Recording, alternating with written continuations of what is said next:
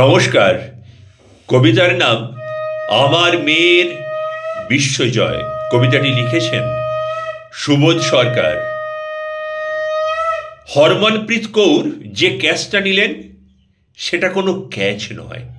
2000 বছরের গ্লানির টুটি মুঠোয় ভরে ডিপ কভারের দিকে দৌড় দিলেন।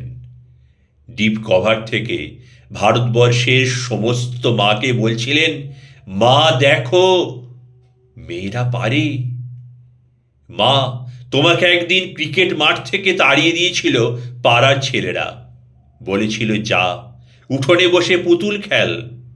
মা, আমি সেই উঠোন থেকে উঠে এসেছি আর একটা উঠোনে। মধ্যরাতে ঘরে ঘরে 60 কোটি চোখ তাকিয়ে আছে যে উঠোনের দিকে, সেই নবী মুম্বাইয়ের ভরা স্টেডিয়াম থেকে বলছি, মেয়েরা পারে। 3 স্পিনার রাধা যাদব, দীপ্তি শর্মা, শ্রীচরণী, কই তাদের কানের দুল? কোথায় গেল লিপস্টিক?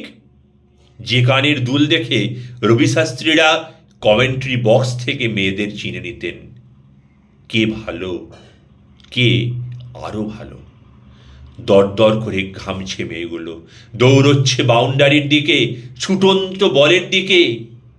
বল নয়, নিজের দুরন্ত আত্মার দিকে। ঘামে ভেজা মেয়েদের মুখ যে এত সুন্দর হতে পারে সে আমি কখনো ভাবিনি। আমি ভেবেছিলাম রাধা শুধু যমুনাতে জল আনতে যায়।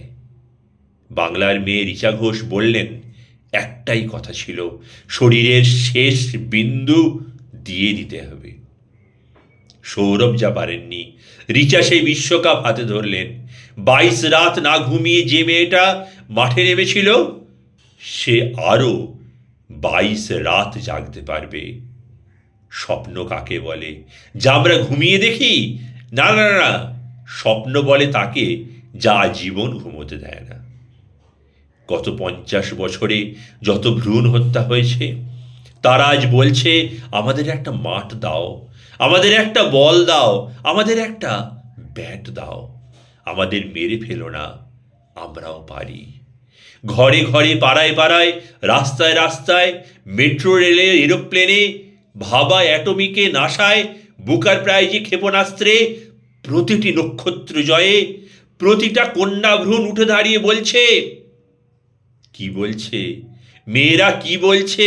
মেয়েরা বলছে, আমাদের একটা মাঠ দাও, আমাদের একটা বল দাও, আমাদের একটা ব্যাট দাও।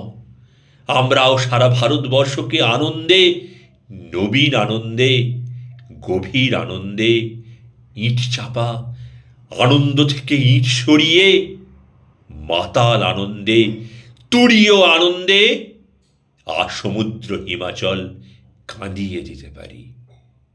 ধন্যবাদ।